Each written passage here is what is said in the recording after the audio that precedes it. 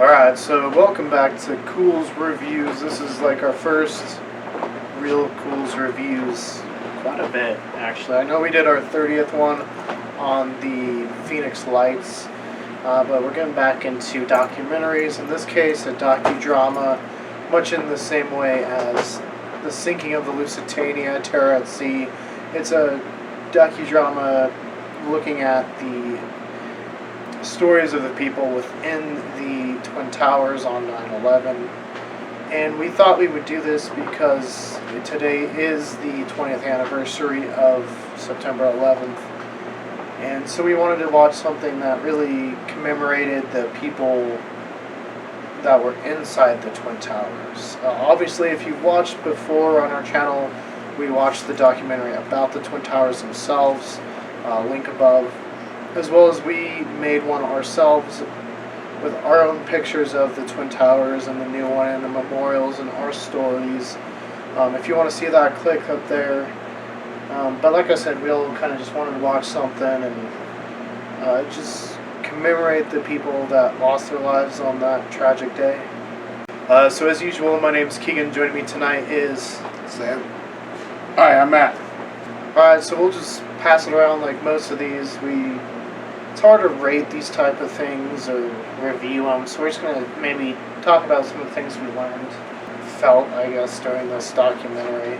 So Matt, what was something that you learned or you felt, or just what did you take away from this? Just how important of a moment in time it was. I mean, it changed America forever. It changed who we are, that we were alive at the time. It changed who we are forever. I mean, we were talking a little bit about it during the documentary of, where we were, at what point did we start, at what point did we first hear about it.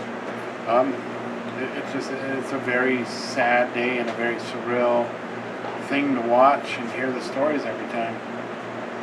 Yeah, and I think, obviously, with us, we definitely remember where we were when it happened. And I think that's any real big tragic event, like people that were around with Pearl Harbor, or maybe the Kennedy assassination, those type of things always stick in the mind. So yeah, unfortunately, I think we'll pretty vividly remember where we were, what the first things we heard or saw were. And we talk about that in the documentary we made. Sam? I don't know what else to say. I don't know. Yeah, like I said, it's one of those hard things to, I guess, I don't know, back to loss of words type of thing.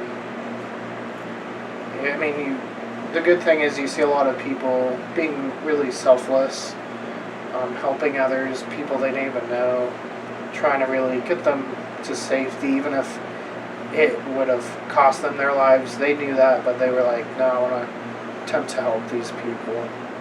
So that was good. I know, the scenes it showed where the buildings had, the first one to collapse, the South Tower, where just the debris everywhere, it kind of just triggered in my mind being down near Ground Zero later on, where you could still smell it, and you could still see, the charred bricks and stuff. Yeah, I guess that's just something you don't get out of your mind either, so. Yeah, it's one of those documentaries, I guess, much like our Oklahoma City one. Kind of just leaves you speechless. But I do think it's worth the watch. What about you guys, Matt? Yeah, I mean, anything that still sheds light on history that, you're still allowed to watch before it gets taken away, it speaks volumes. I mean, it really shows you what was going through people's minds and the mindset of survivors, and just to hear their stories is kind of not intriguing, but it's different. You really get to hear from people who were there and what happened, as opposed to the news people who go over what they saw that day. You got a lot of stories from the inside of the people who were in the building, so that was a good way to look at it. And it was, like I said, it was interesting. Yeah, and much like when we picked the one last year where was just about the buildings. It was nice to pick one that focused less on the people perpetrating it and more on the people that were trying to survive it.